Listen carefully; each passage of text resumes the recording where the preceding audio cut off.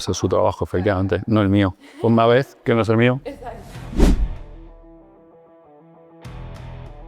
¿Quién es Antonio? Soy un físico que no he ejercido nunca. Me divertí hasta que empecé la carrera y a los 6 meses dejó de divertirme. Y luego al terminar el IES me ficharon en eBay. ¿Qué aprendizajes traes de ahí? Nunca trabajes en una industria que todo el mundo pierde dinero, salvo si tienes un monopolio o estás subvencionado. Cuéntame, ¿cómo te encuentras Playtomic en su momento? Bueno, Es un proyectazo.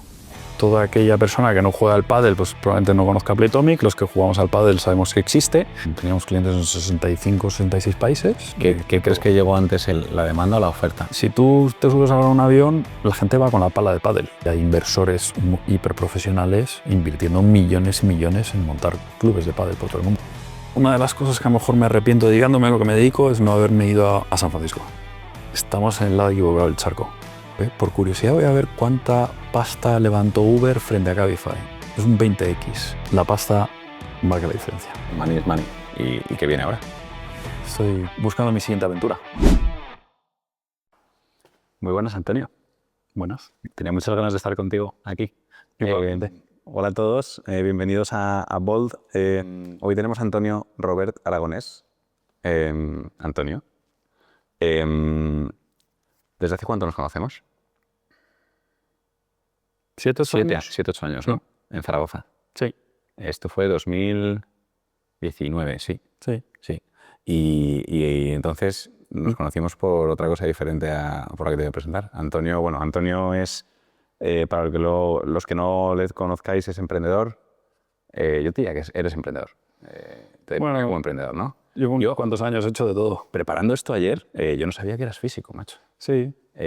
Sí, no he ejercido mucho, pero y no conviene que no me preguntes nada de física, pero... Es físico, es MBA por el IES y bueno, has hecho un montón de cosas. Ahora andaremos, ¿no? Desde formar parte de los inicios de Twenty, recientemente has estado liderando Playtomic, bueno, un montón de cosas. ¿Quién es Antonio? Cuéntame tú quién es Antonio y a partir de ahí. Pues como bien has dicho, soy un físico que no he ejercido nunca. ¿Cómo fue eso? Eso es porque me divertía. Me divertí hasta que empecé la carrera y a los 6 meses dejó de divertirme. Pero bueno, conseguí acabar, me costó un poco. Y al final esa superación de la carrera, que era bastante complicada, me ha venido muy bien a lo largo de mi vida. He aprendido a sobrevivir, he aprendido a superarme y a superar los obstáculos, y eso viene en gran parte por lo que he aprendido durante la carrera. Bueno, de hecho, nos conocimos sin saberlo en una época anterior, con Treity. Es cierto. Que quizás puede ser que... Cuenta un poquito sobre Treity. Yo creo que es posible que, yo cuando conocí al equipo de Treity era un equipo muy, muy técnico. Entonces, quizás... Sí.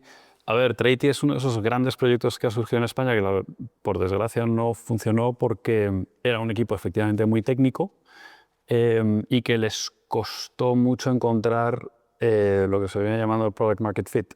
Es decir, cómo utilizo esa tecnología y comercializo esa tecnología, ¿no? Y yo pues ayudé al equipo durante, creo que fueron un par de años, a intentar encontrar ese Product Market Fit. Pero bueno, no tuvimos mucho éxito. Pero un proyectazo. Era un proyectazo con un equipazo técnico brutal. Yo creo de los mejores equipos técnicos que ha habido en España. Pero bueno, estas cosas pasan. Money is money. Sí. A ver, entonces cuéntame, tú terminas la carrera de física. Termino la carrera de física, empiezo a trabajar en una especie de build que se llama Netshoes, en el 99. He pasado unos cuantos añitos. Tenía 8 años. Exacto. Bueno, yo tenía unos cuantos más. Y Netshoes era un proyecto de 3 emprendedores que se juntaron con gente que venía del mundo de la banca de inversión y montaban proyectos o invertían en proyectos. Entre ellos, el de mayor éxito fue Kelku, donde compraron en su momento, que eso se vendía a Yahoo por, creo que fueron $400 millones en su época. Y esa fue mi primera exposición al mundo laboral. Entonces estaba ahí sentadito como becario, aprendiendo de gente muy top.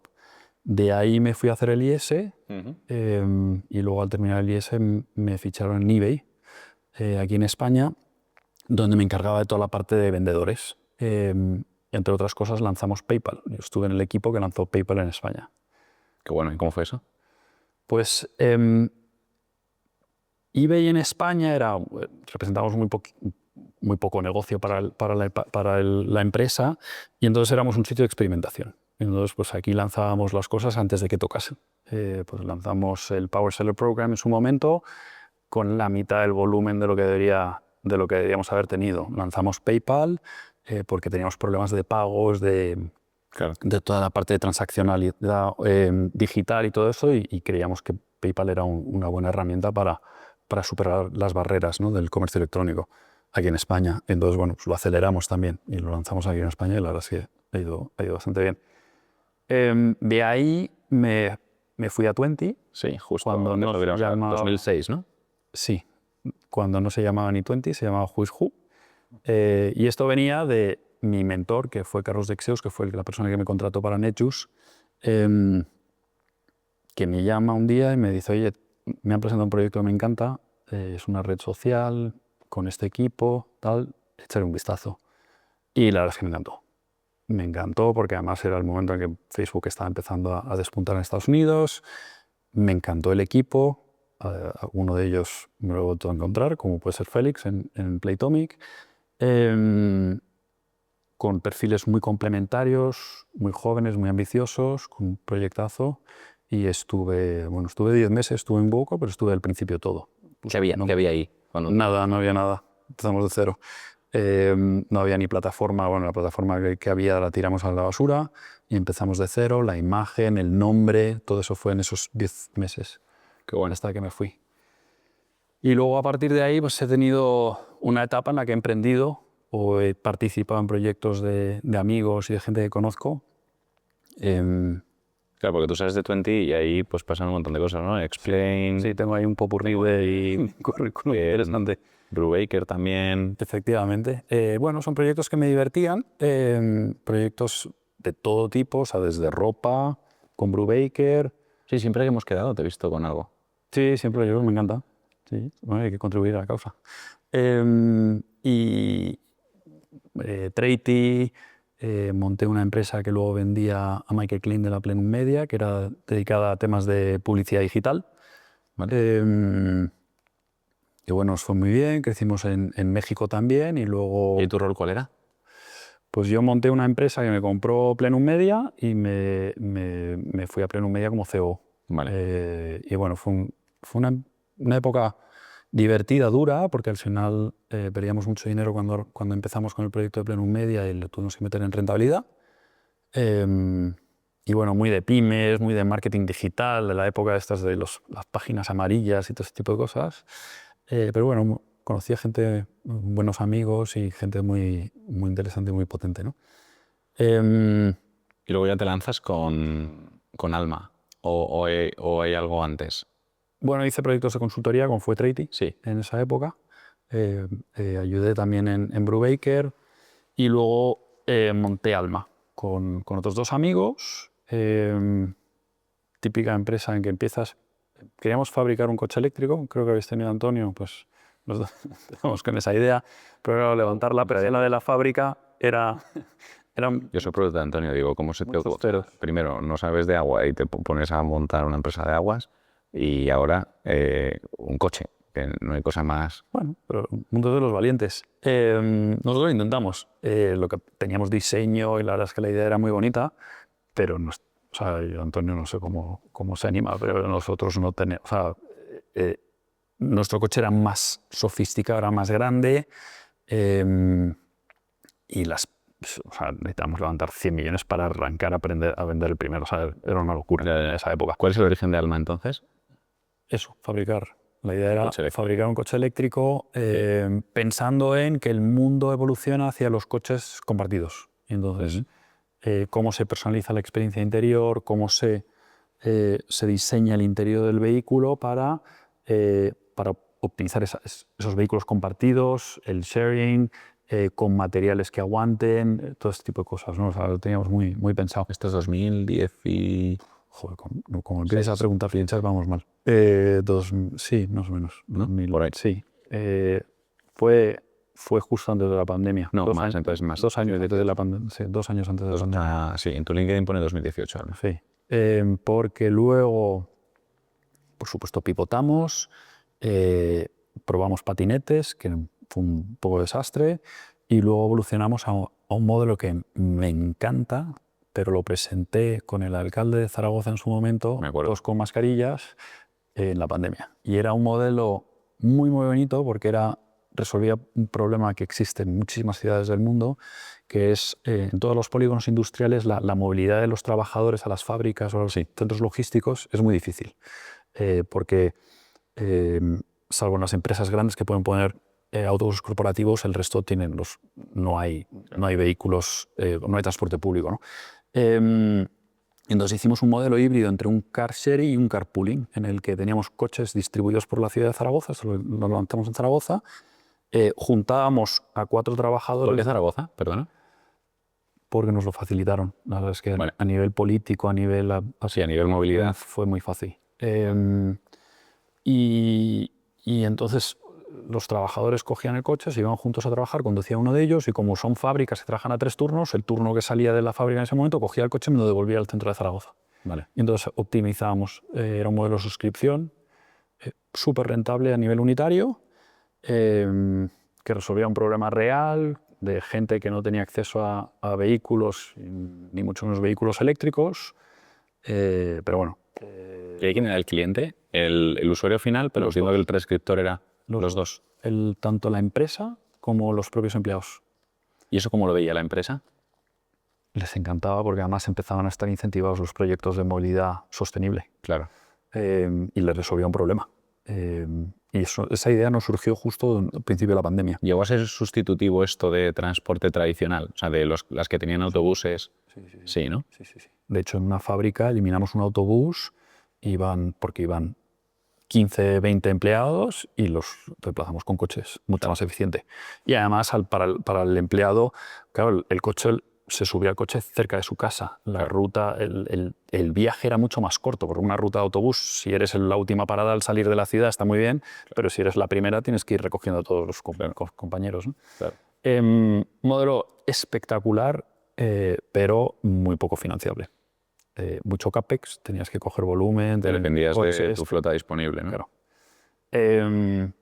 Y ese negocio lo mantuvimos operativo, sobre todo para dar servicio a varios clientes que teníamos, pues sabiendo que iba a morirse en un momento dado porque no fuimos capaces de levantar capital. Además era justo post-pandemia, nuestros socios naturales, por ejemplo, que eran los fabricantes, los alquileres de coches que tienen flota disponible, se juntó con todo el problema que hubo de supply de Asia, con lo cual no había coches, o sea, se nos juntaron muchos factores.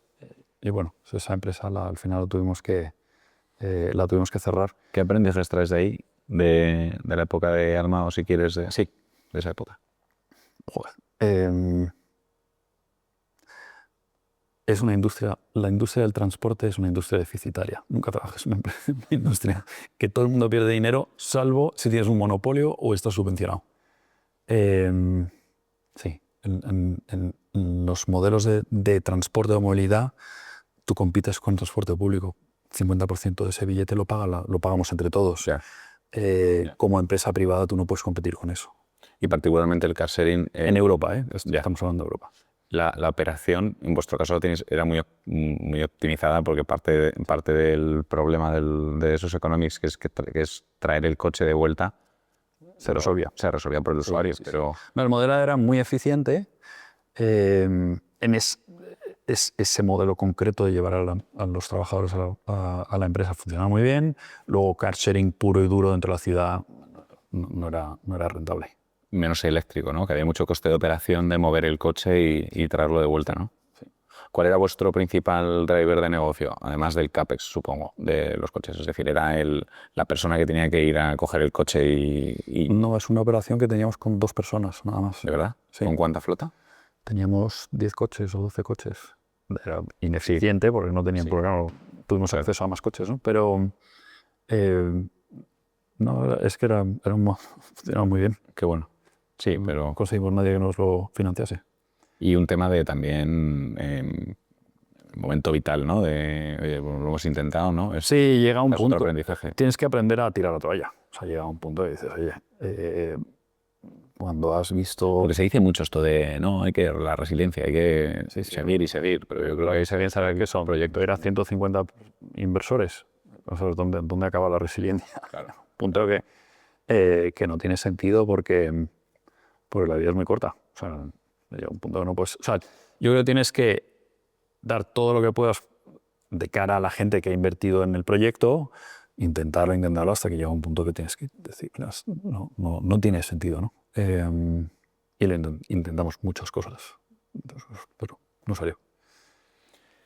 Y de ahí, 2022, te unes a Playtomic, ¿no? Primero como... De ahí hice una pequeña colaboración a nivel consultoría con Juan Ignacio Bupos, que era un tema de fintech, de lending para M&A, y luego y luego hablé con Félix, volvemos a las raíces de 20, y me uní a Playtomic, efectivamente. Playtomic, que ya era un bichito. Era un bichito, es un bichito donde he estado 3 años y medio. Primero como en la parte de estrategia, ¿no? Y marketing, Primero en la luego... parte de estrategia, efectivamente, y luego como director general. Es un proyectazo. Cuéntame, ¿cómo te encuentras Playtomic en su momento? Bueno, cuenta si quieres brevemente, para si hay alguien que no conoce, Sí, que no bueno, conoce Playtomic. toda aquella persona que no juega al pádel, pues probablemente no conozca Playtomic. Los que jugamos al pádel sabemos que existe.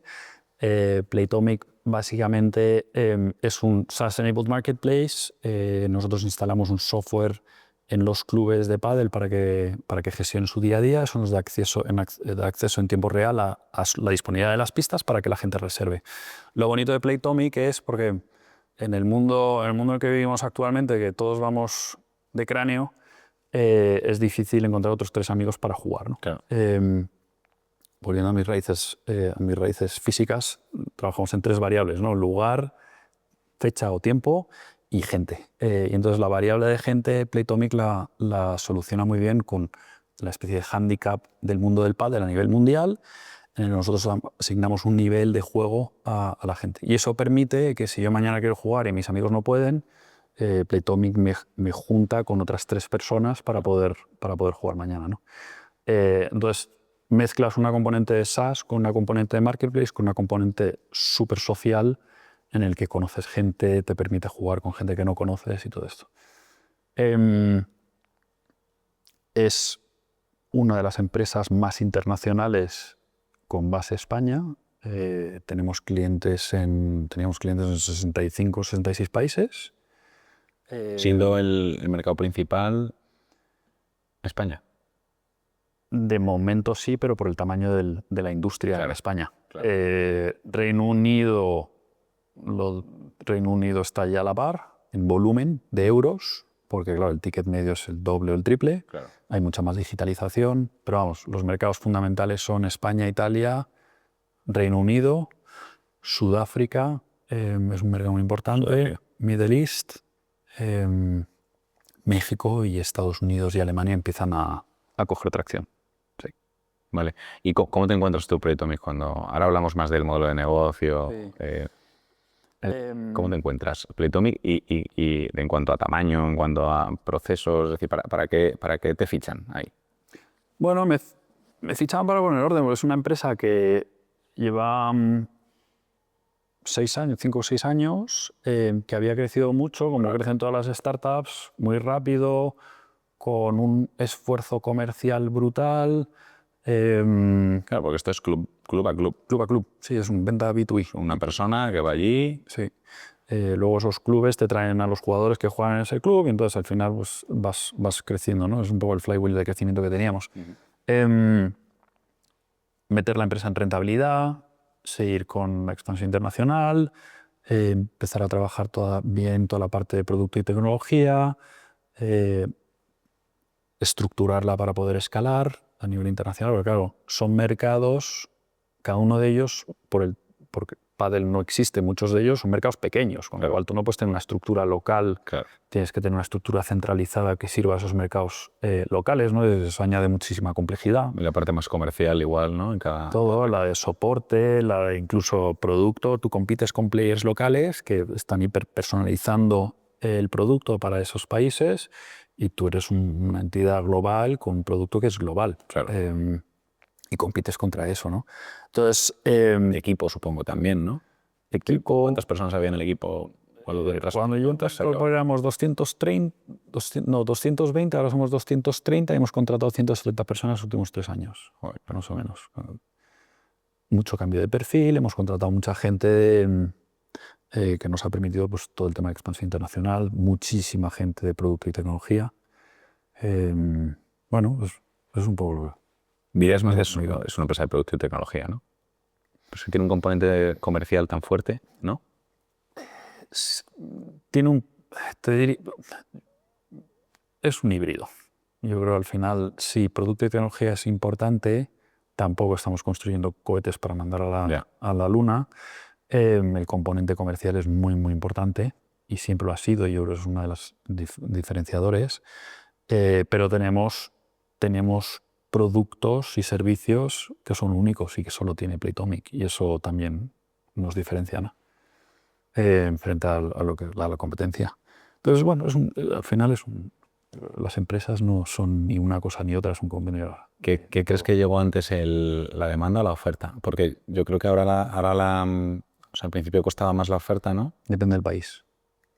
Claro, tú piensas que para mí uno de los mayores retos de Playtomic siempre ha sido, tú tienes países muy, muy maduros, como puede ser una España o una Italia, y tienes países donde no hay ni una pista de pádel. Y entonces tienes que estar preparado para el día que a alguien se le ocurra construir una pista de pádel. Pero tienes que incentivar que alguien tienes que construir una pista. Sí.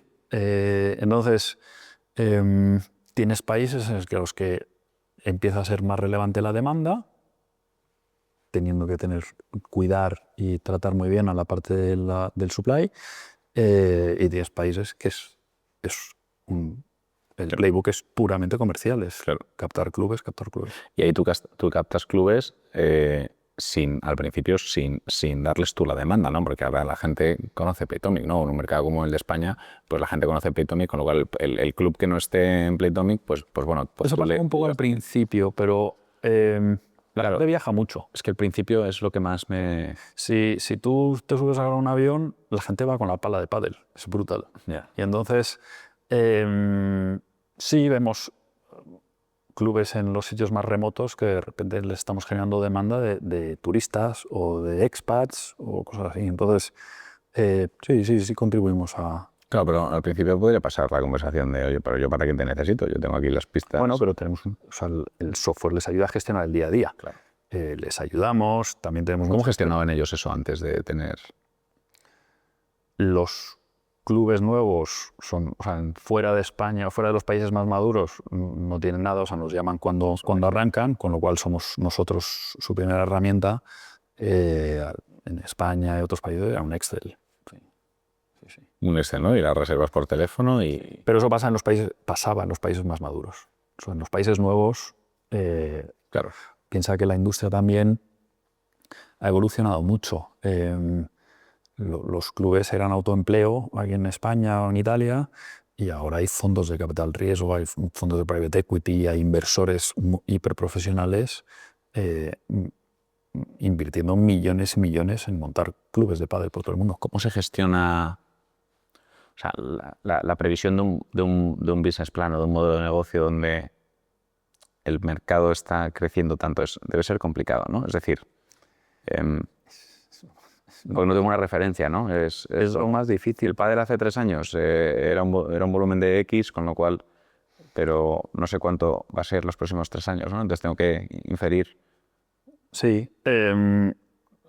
Playtomic, a ver, además es que es un mercado muy nuevo en donde no hay datos. Claro. Los datos los creamos nosotros. Nosotros lanzamos el Global Padel Report, que es como la Biblia de la industria del pádel, donde trabajamos junto a las grandes consultoras del mundo y hacemos previsiones de hacia dónde va a crecer el mercado, cuánto va a crecer por país, lo que ha pasado, las tendencias y todo eso, y eso lo compartimos con toda la industria. Nosotros, uno de los objetivos de Playtomic al final es ayudar como líderes de la industria, tú tienes que apoyar a que esa industria crezca, ¿no? Y eso incluye dar datos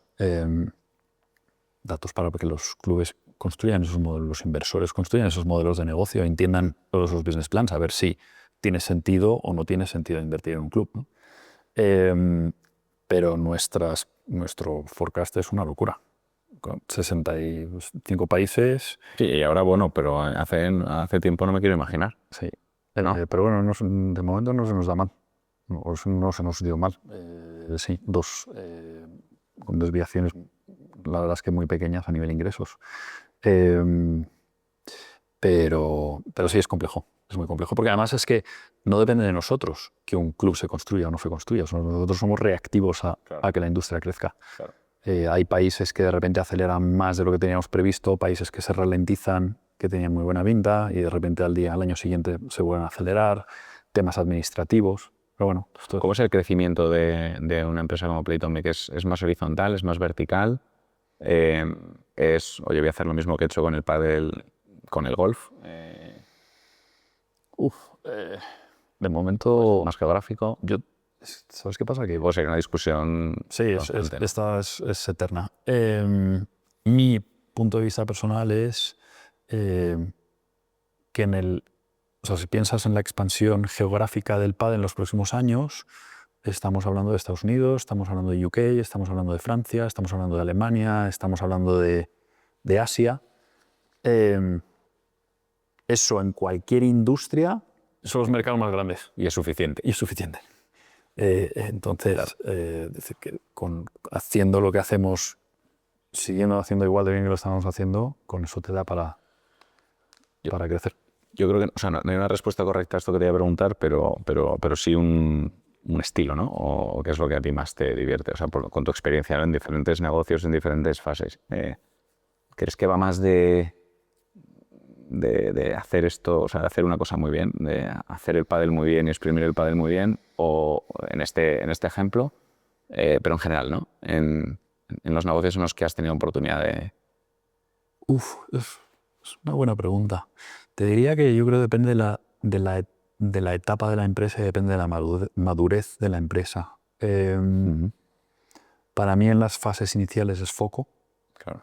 Y están muchas empresas en las que empiezas a desvariar y empiezas a gastarte dinero donde no debes y tal, cuando tú tienes ese product market fit y no tienes que reinventar la rueda, ¿no? Y eso es difícil a nivel...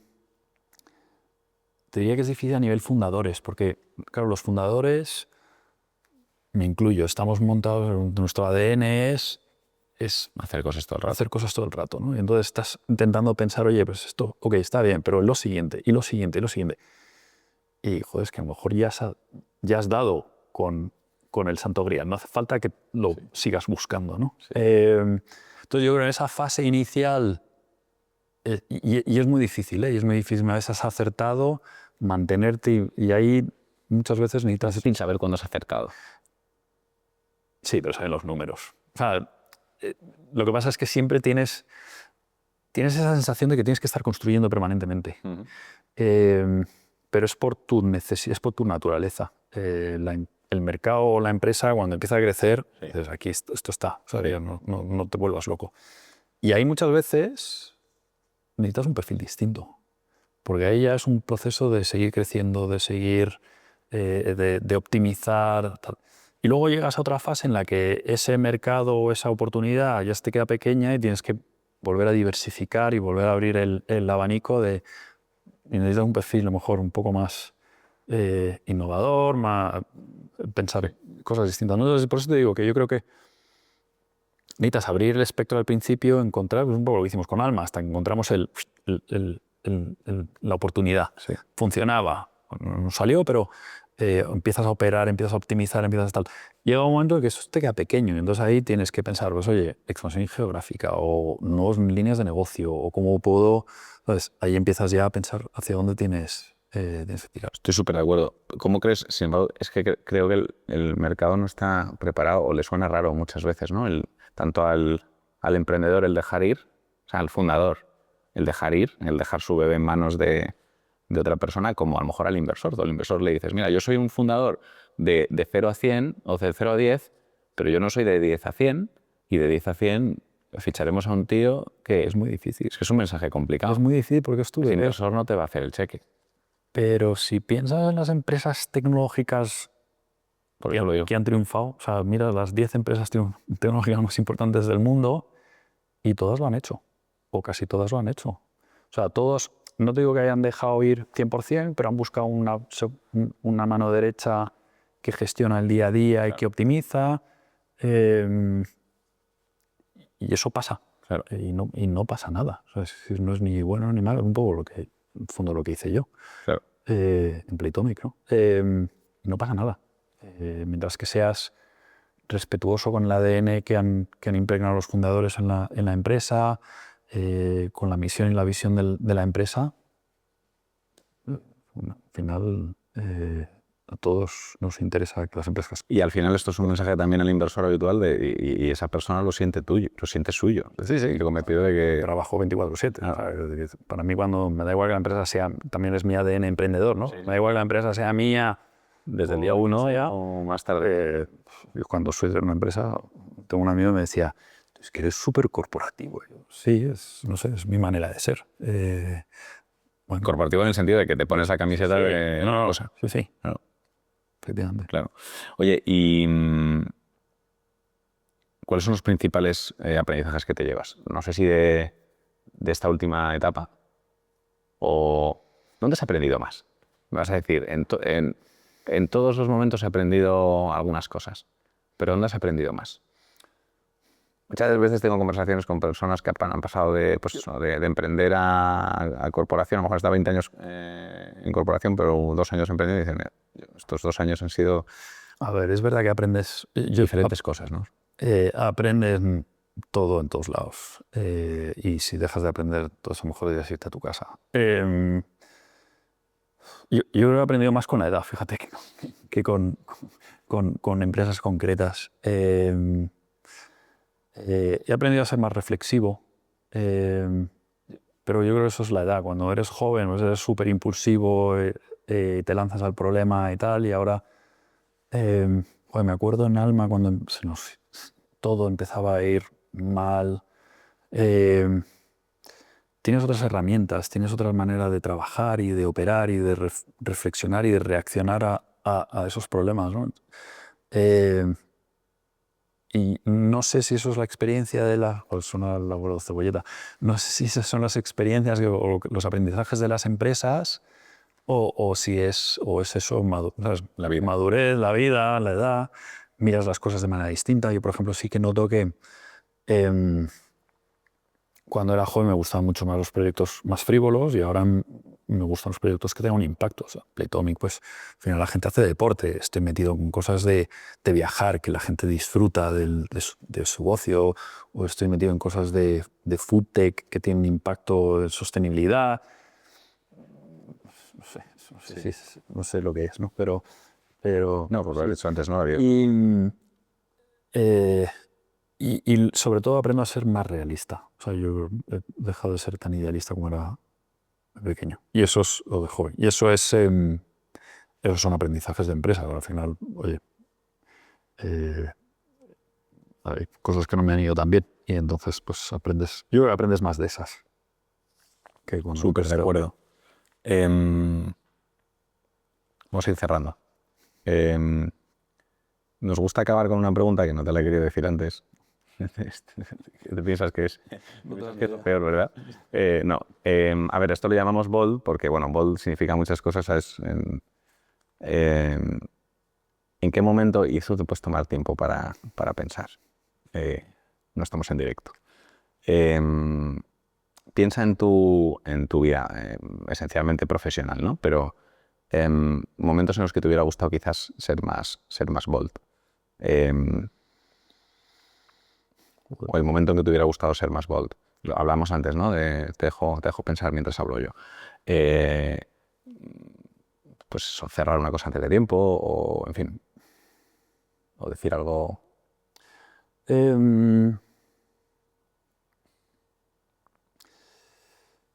A ver, yo te diría que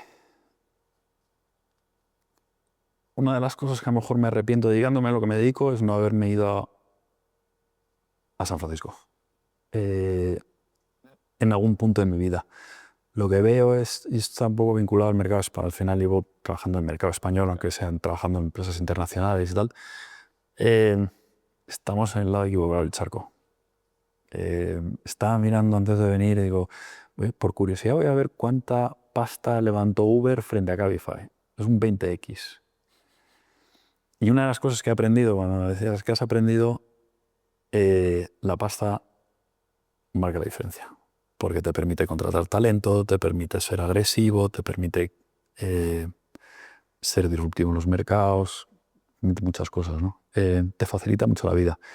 Y aquí, por desgracia, levantamos 20x menos. Y eso es Cabify. Sí, eso es Cabify.